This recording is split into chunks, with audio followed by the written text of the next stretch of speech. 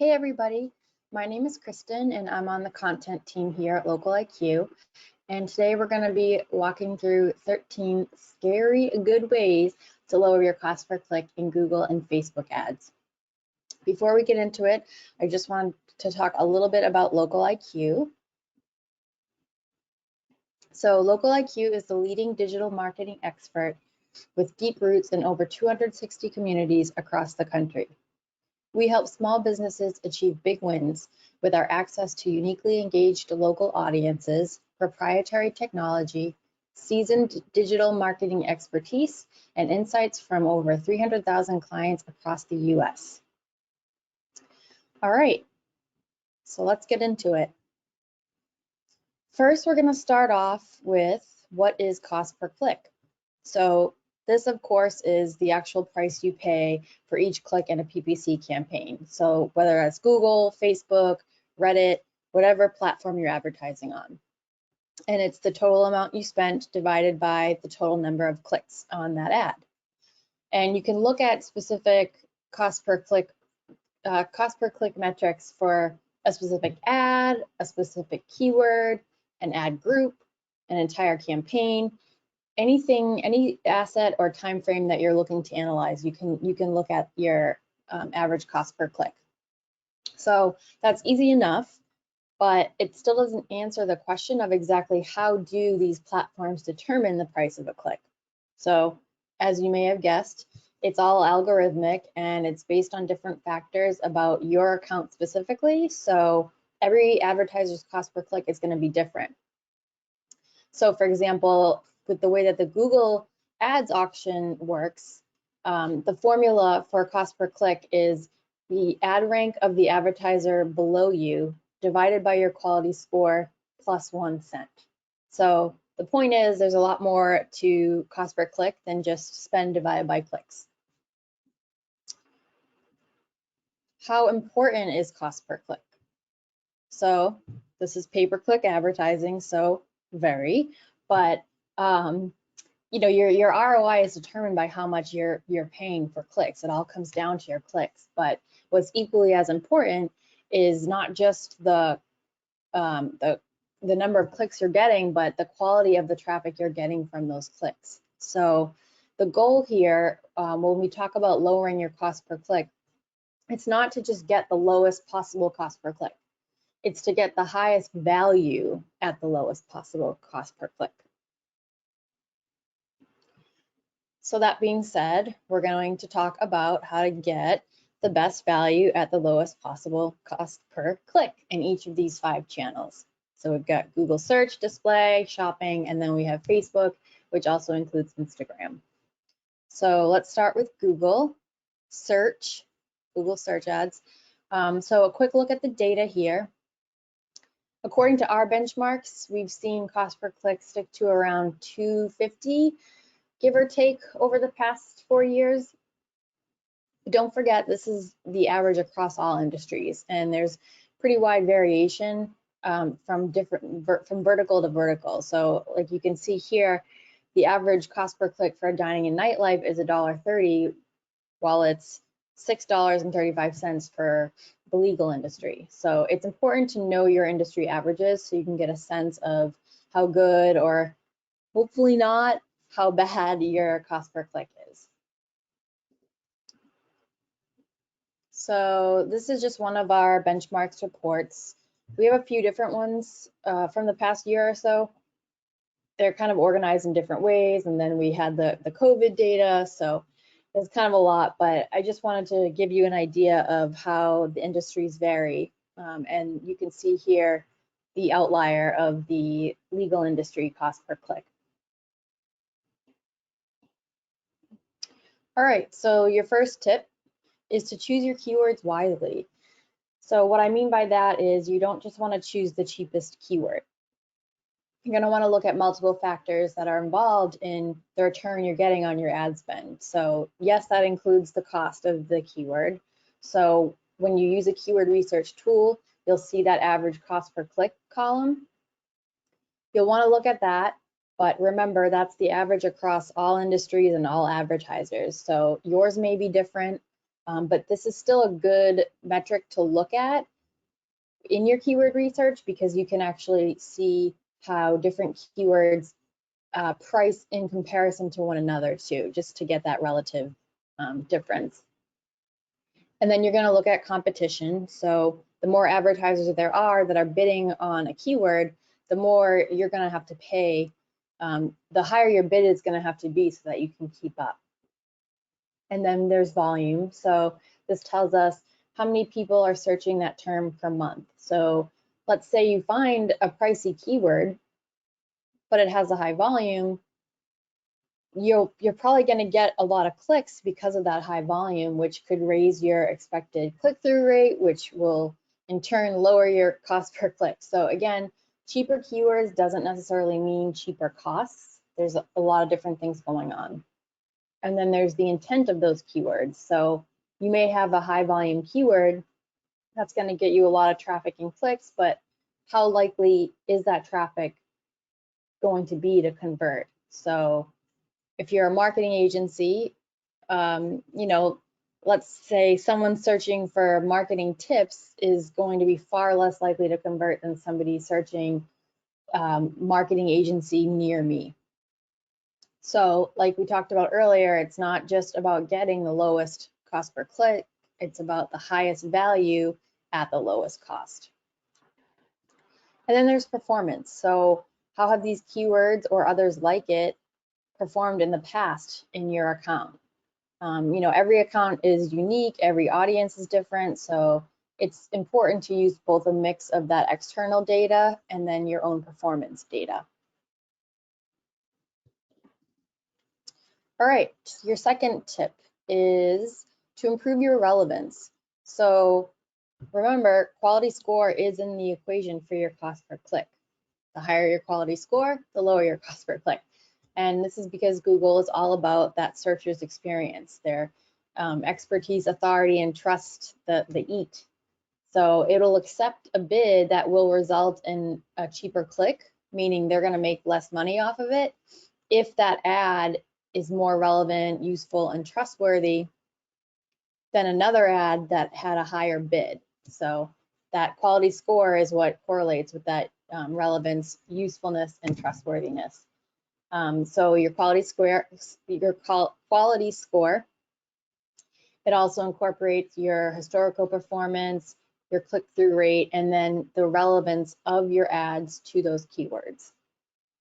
That being said, you want to improve your relevance. So for your ads, you want to refresh them regularly with new copy. So take a look at the guides and templates out there for writing solid ad copy, and then of course test and measure. So see how your own ads are improving and see how they're performing, and see how you can improve or make certain adjustments to see if you can optimize that that relevance. And then you'll also want to add new keywords and also add in those negative keywords as you discover them.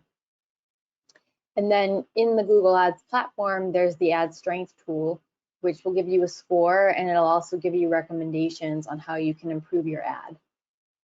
And then finally, your landing pages, it's not just your ads that need to be relevant to the keyword, but it's your landing page that needs to be relevant to the ad. So it should feel like a continuation of the ad that the user just clicked on. And then there's all those other best practices, like having the right amount of text, the right messaging, having that prominent call to action there. So it's all about creating a good experience for the searcher. And also, of course, these optimizations are going to increase the chances of conversions from those landing pages. So here I just have an example. I searched affordable divorce lawyer near me, not because I'm looking for a divorce lawyer, but just for an example. And I found a great example. So we've got an ad here that uses those actual words. It indicates the pricing, and it offers a free consultation. So this is all centered around being affordable. And then they have that added element in there of over 10 years of experience for that trust element. So I also like how it asks a question, which can make the ad copy a little bit more captivating. And then we see all those same words that are in the ad in the landing page. And that's all in that first paint. So that first screen that you see before you even have to scroll, or below, above the fold. So it's an uninterrupted experience. There's a nice big green call to action button. And then on the right here is just the rest of the page. So it has a lot of other information like how it works, why it's affordable. It's got testimonials and education in there. So this is a quality experience with solid, trustworthy information. And it's no wonder why this ad ranked first for that particular search. All right. And the third way to lower your search ad cost per click is with the search partner network. So Google search partners are just websites that have a search engine functionality within them, and they partner up with Google and they will show Google search ads in their own results. So the competition is lower on these sites, so the cost per click tends to be lower. So you can always try out the search partner network. Just go into your campaign settings and click the box to include Google search partners and see how your cost per click changes. Again, though, keeping in mind the quality of that traffic that you're getting. All right, next up we have display ads. So lowering your display ad cost per click is not very common since it's usually super low anyway. So in my example here, the highest display ad cost per click from our recent benchmarks is 81 cents, and that was for the legal industry. And that's still significantly lower than the lowest search ad cost per click of $1.30. So very different there, but you can still find ways to save money with your Google display campaigns, and that'll help you to kind of just rake up as much as you can for those pricier search ad clicks. So this is the full version of the chart that I showed you in our search ad section. Again, just to give you an idea of how costs vary by industry and also how different the cost per click is between search ads and display ads. So one way to save money with your display ads is to use exclusions. So when you set up a display ad, it's going to automatically default to display across the entire Google display network, which sounds great, but that means more than 2 million websites, videos, and apps. So that your ad could be showing on a number of sites that are completely irrelevant to your ads or your audience. And this is going to drive up your cost per click. So the types of exclusions to look at would be topics. So make sure you're keeping your ads off of sites that your audience won't be visiting, or even off of sites that you don't want your business associated with. And then there's audiences. So you want to make sure your ads aren't showing to people that are already converted. And then there's placements. So one of the common exclusions that a lot of businesses use is the mobile apps and games placement. And then refine your audiences. So not too long ago, custom affinity and custom intent audiences were combined into one custom audiences option. And with this option, you can target by interest and behavior. So that would be maybe the terms that they're searching, types of websites browsed, types of apps downloaded, and then category of physical location visited. So you can't target somebody that has been to a specific auto mechanic shop, but you can, if you're a used car, if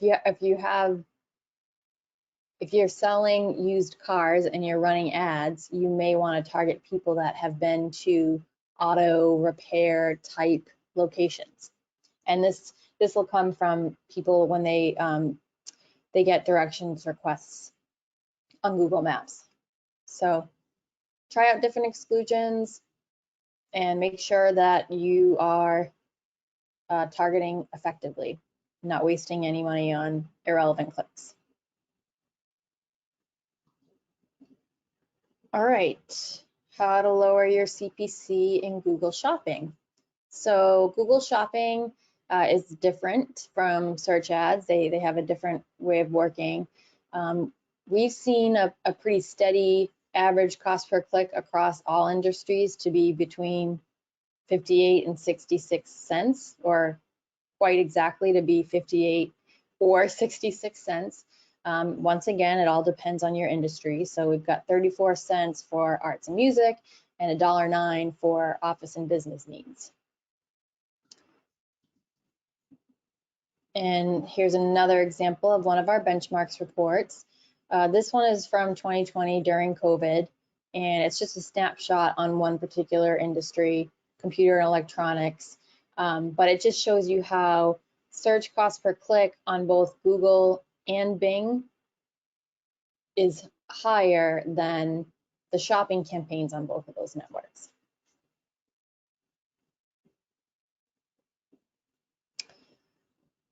All right, so to lower your cost per click with Google Shopping, build out negative keyword lists that include competitors. So the way Google Shopping works is you don't target keywords, but you can still use negative keywords. So you can exclude your ads from showing for irrelevant searches. Super important to use negatives for Google Shopping to make sure you don't drive up your cost per click for those low value results. One of the most common negative keywords is to exclude big brand competitor names.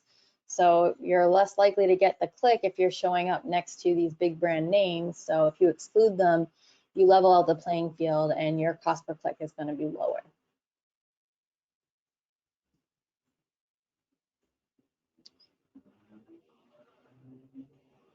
All right, and then we have the priority bidding campaign structure. So there's a lot of different campaign structures you can use with Google Shopping.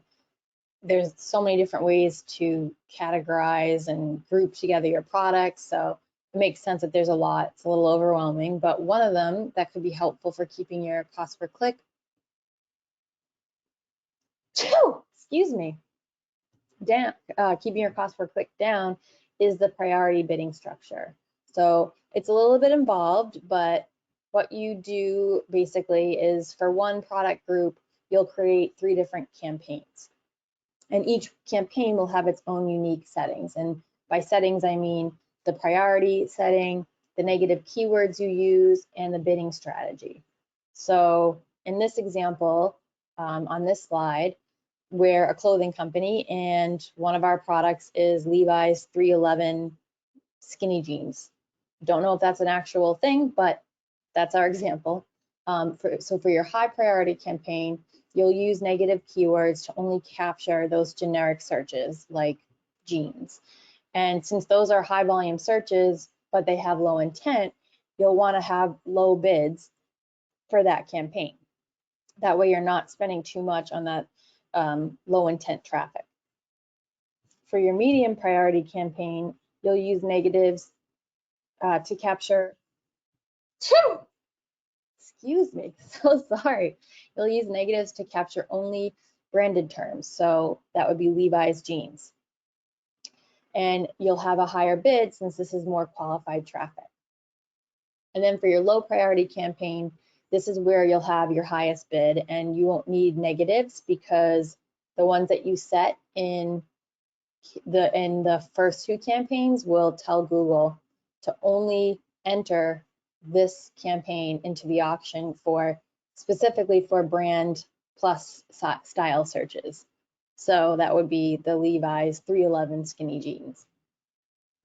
So with this structure, you can make sure Google is adjusting your bids according to search intent, and specifically to keep your bids low for that high traffic that doesn't convert very well, because you'll still want to get you'll still want to pull in those clicks for brand awareness and traffic, but you don't want to be spending your highest bid on that. And then for your high converting campaigns, you can be bidding higher. So in other words, your cost per click is only high when you want it to be.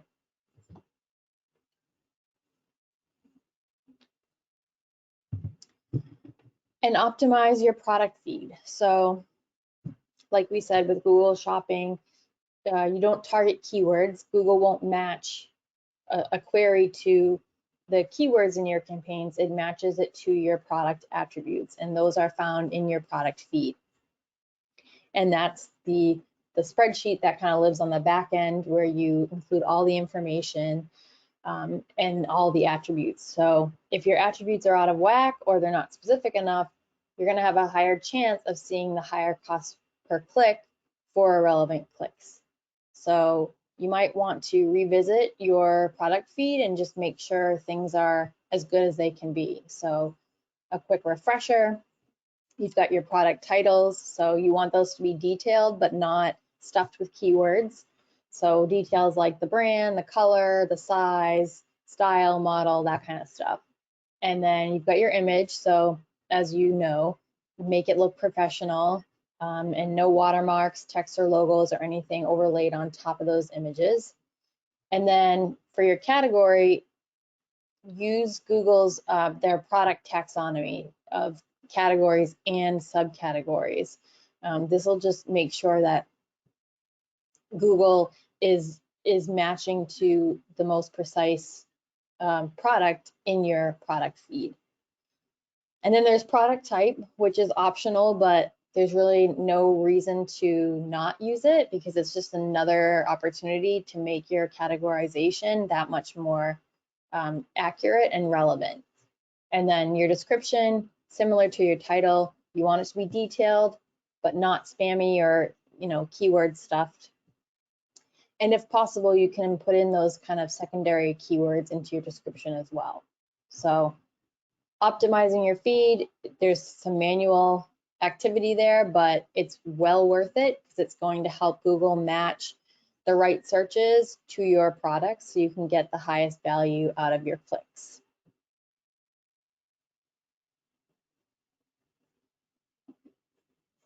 All right, so on to Facebook. So the average cost per click on Facebook, it's tricky because there are so many different campaign objectives that behave differently in the Facebook ads interface. So in this chart here, you can see each color represents a different campaign objective. Our benchmarks reports have just been based on the conversions objective campaigns. And the average that we've seen across all industries is $1.72. And for your point of reference, the lowest is 45 cents for apparel, and the highest is $3.77 for finance.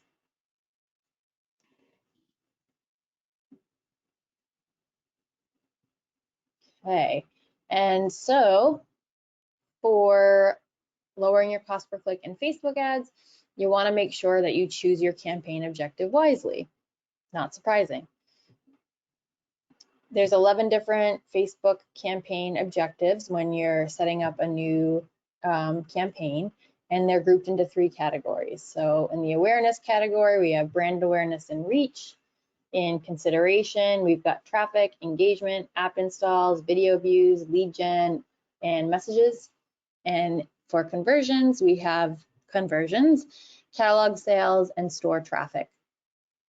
And just like how your bidding strategy in Google Ads can impact your cost per click, your objective in Facebook ads is what impacts your cost per click. So it's because you're telling Facebook what to prioritize, which might sometimes be at the expense of something else. There's always a little give or take there. So, for example, if you're running a conversions campaign, Facebook might show your ad at a time when your cost per click is higher, but that's because your ads are more likely to convert at that time. So choose your objective wisely, but make sure it's based on what your ultimate goal is. So it may not be to have the lower cost per click. If people are more likely to convert at that higher cost per click, then that may be the lowest possible cost per click you can achieve for that value that you want. And if you're unsure about which campaign objective to use, you can always split out your campaigns and test them just to see what works better.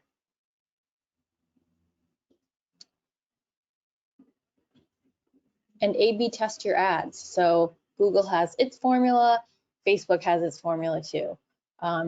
If Facebook determines that your ad copy and images aren't going to drive actions, then you're going to end up paying more for that ad's click. Don't ask me how they determine whether or not it will drive actions. There isn't really a clear formula. Like with Google Ads, we do have some information with quality score and ad rank and that kind of thing.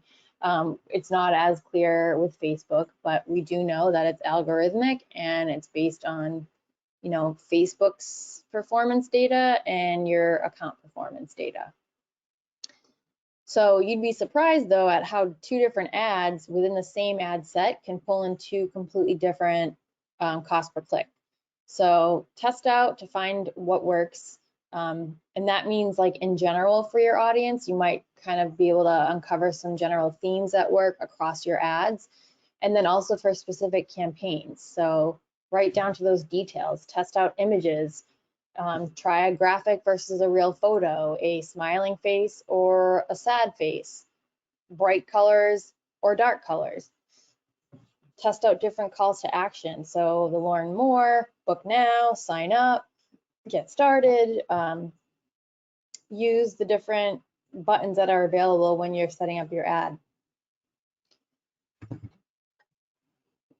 And then your ad copy. So there's a lot of room for creativity and experimentation with Facebook ads.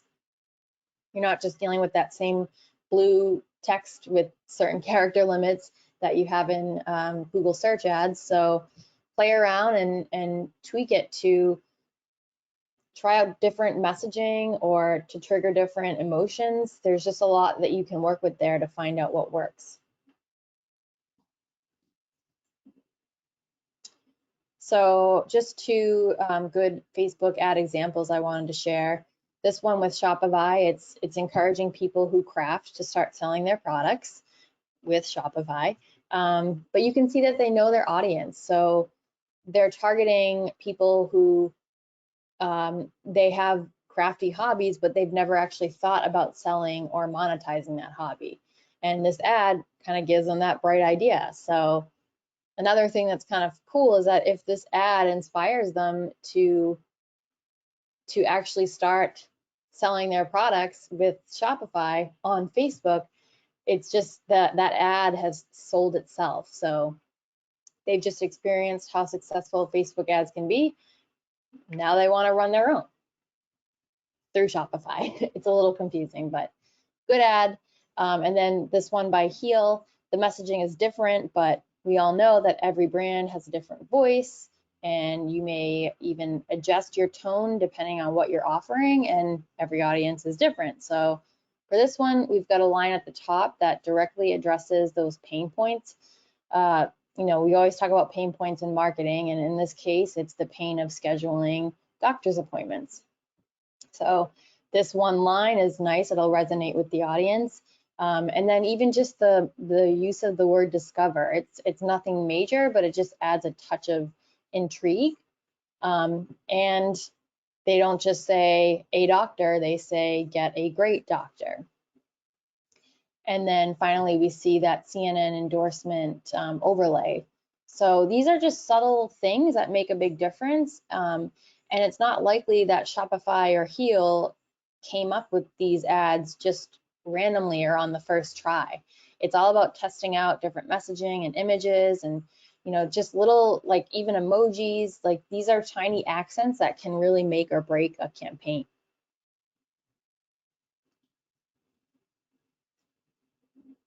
All right, and you'll want to try out scheduling with your Facebook ads. So this, of course, is going to help you make sure your ads are only showing during times of the day or the week when you'll pull in those most relevant high value clicks. And you're going to want to think about the lifestyle of your audience as to when to determine when you want to schedule your ads. So when are they on Facebook? Let's say your target audience includes busy moms. You're not going to run Facebook ads between the hours of 6 and 9 in the morning when they're getting their kids ready for school, driving them to school, driving back to pick up the folder that Sally forgot, dropping them off, and then maybe going to the gym after. You'll want to wait until they're actually going to be on Facebook. Maybe that's like on their lunch break, or when they get home. I'm thinking of like a stay-at-home mom, but not every mom is stay-at-home, and it all depends on how old your kids are. But the point is, think about their lifestyle, when they're going to be on Facebook, and what their mindset will be when they're on Facebook. So, easy example, if you're a restaurant, you may create an ad set that promotes your breakfast foods and schedule those ads to run in the morning. And then you might have another set of ads with dinner food that you'll schedule to run in the evening. So that's just an easy example, but you'll just want to think about when your audience will find value in what you're offering. And there might just be small changes, like maybe on the week versus the weekend, or the beginning of the week versus the end of the week. That's kind of the same thing, the weekend, but you know what I mean. Like a Monday is very different from a Friday. And then some notes here. So ad scheduling is only applied at the ad set level for Facebook, and they're only available for campaigns using lifetime budget, so not daily budget. And a positive thing is that they are they're time zone friendly, the ad scheduling in Facebook. So with Google, you kind of have to do the math. It doesn't automatically adjust to that user's time zone, so it can get a little hairy. But with Facebook, it's easy. You can just click a button that says use viewer's time zone. So nice. All right, so on to our last channel, how to lower your Instagram ads cost per click. You've got the hang of this by now. So it varies by industry and it varies by campaign objective. We don't have a specific Instagram ads benchmarks report, but we do have this $1.54 average cost per click. And then just to give you a point of reference, the average cost per click for traffic campaigns is 34 cents, while it's $6.81 for lead gen and video view objective video views objectives. So as always, there's a range. So be selective with your targeting. So Instagram is highly saturated, but since it's part of Facebook ads, the good news is you have access to that really precise targeting. And that's due to the fact that people make public their personal information through their profiles, and then through who they like and what they share and who they follow. So you can really get down to the get really granular with your targeting. So don't just do the basic demographics, that's age, gender, excuse me, and location, but the detailed demographics, so their search interests, their income, education level, occupation, marital, like there's just so many different things that you can target with your Facebook ads. Well, in this case, it's your Instagram ads, but it uses the Facebook ads platform. And then finally, make your ads pop. So this is true for any ad really, but we know that Instagram is, that's where people go when they want to see cool things. So people are just kind of scrolling along through there, kind of, wanting to be entertained. They're kind of mindlessly on there. So if you want to lower your cost per click, get more clicks, right? So how do you get more clicks on Instagram? It's really hard. but you need to actually get your audience to stop and notice your ads. So find ways to make your ads pop. A few things to try: use colorful imagery and contrasting colors. This can really stand out. Capture the value of your products in the image itself. So in this pup socks example, like within a second, I understand what they provide. Very easy, not like just compact, cool. I'm gonna browse now or shop now. Or with the middle example here, use an intriguing phrase. So that might just be like the last sentence of a story that makes the reader want to click and read the rest of the ad to make sense of it. Or you can just straight up ask a question that directly appeals to your audience's pain point, like with Peer Mill. All right, so we're gonna move on to questions here. I'm going to launch this poll question.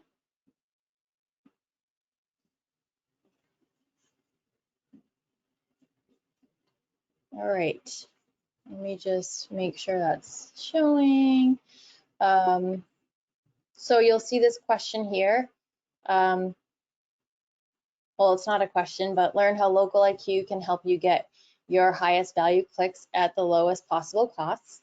If you're interested in getting some help with your ads, just click yes, and somebody will reach out to you after the webinar to see how we can help. So, you know, as we've learned, there's a lot of different things to consider with your online advertising costs.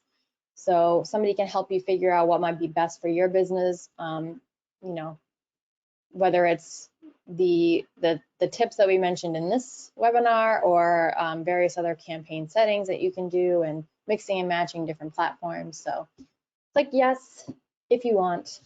All right, so some questions. Why are certain networks cheaper than others? Yeah, so every network is different.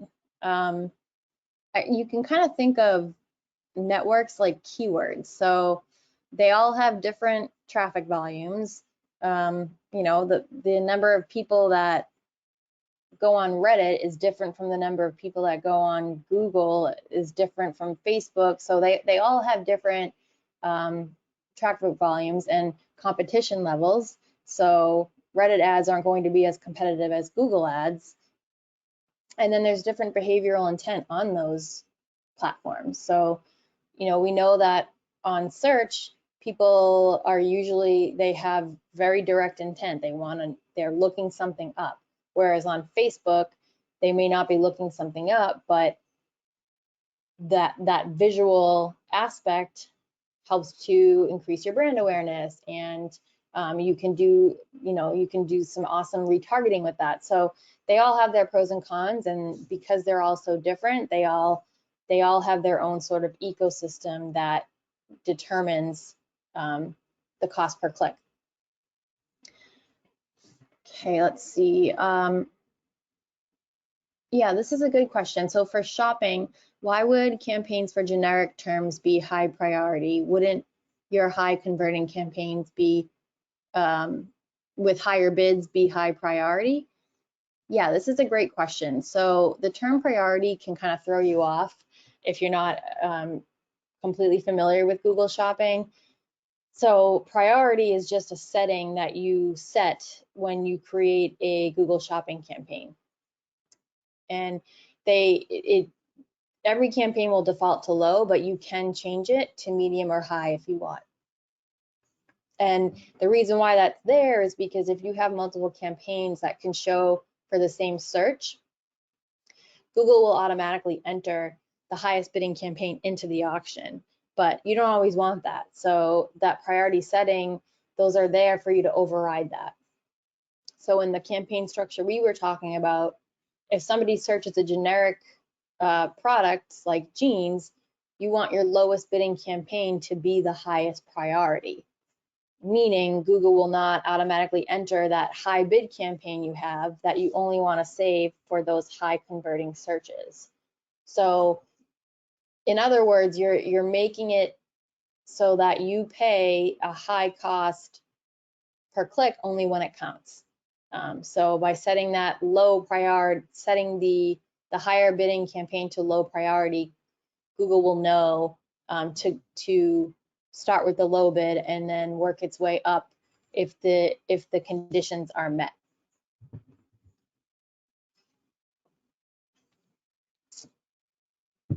Yeah, and I'm seeing a lot of questions here on what's a good cost per click, and everybody kind of comes from different industries, so this is the $1 million question, I guess. We have a lot of benchmarks reports that can help you out with this. In most of them, or maybe all of them, we provide a number of different metrics for particular platforms or industries. So they're easy to find, even if you just Google Google Ads benchmarks, Google Shopping benchmarks. We have a lot that you can look through. And we also just came out with a new report, like very new, while I was creating this presentation. So just Google and you'll find search advertising benchmarks.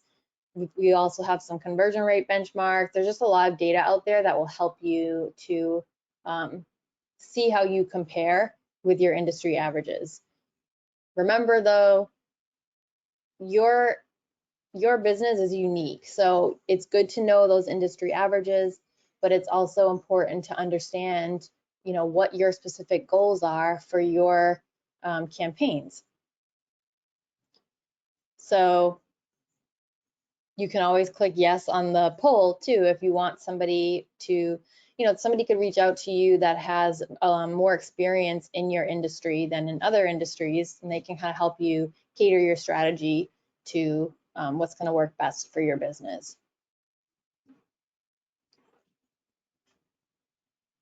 How do I get started in display, shopping, or Instagram if I've never done it before, but I want a cheaper click? Yeah, so for anybody starting out with online advertising, and you may have already done this, it's always best to do your research first and get a grasp on all the platforms available to you.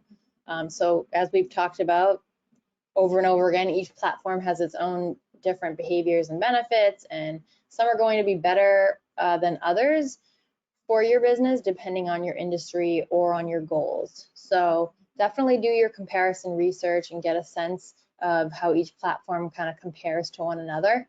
And you may have already discovered that these are the 3 channels that are best for your business: the display, shopping, and Instagram. So if you know that and you're ready to go, I would just suggest that you start small. So start with just one channel, and start with a small budget. A lot of PPC is kind of learning as you go, but definitely check out some tutorials and guides first, just so you can avoid any of those undue mistakes that can just kind of put a damper on getting off the ground, or, you know, just those things that might trip you up and you don't have to actually go through that. So check out the guides, do your research. If you're nervous, we can always reach out and help you. So you can always click yes on the poll if you're looking for somebody to help you. All right, let's see. Yep, still seeing a lot of industry specific questions. Why are my Instagram ad cost per click so much higher than my Facebook ad cost per clicks? Aren't they the same platform? Yeah, so similar to what we talked about earlier, every platform is different, and every channel within each platform is different. So just like how for Google Ads, cost per click on the display network are wildly different from cost per click on the search network, and are different from cost per click on the shopping network, it's the same with Facebook. And Instagram is one of the channels within Facebook. So they're part of the same ad manager, but Instagram is still its own platform with its own ecosystem, engagement rates and competition levels. So the cost per click is going to vary. And as we know, Instagram is highly saturated and highly engaged, and it's a hot place to advertise. So that is why you'll see different cost per clicks, especially higher ones for Instagram than for Facebook. All right. Well, that concludes our webinar for today. I hope you guys found this useful and that you were scared of these scary good ways to lower your cost per click just in time for Halloween. And yeah, so let us know if you want us to reach out to you, and I wish you all the best of luck. Thanks.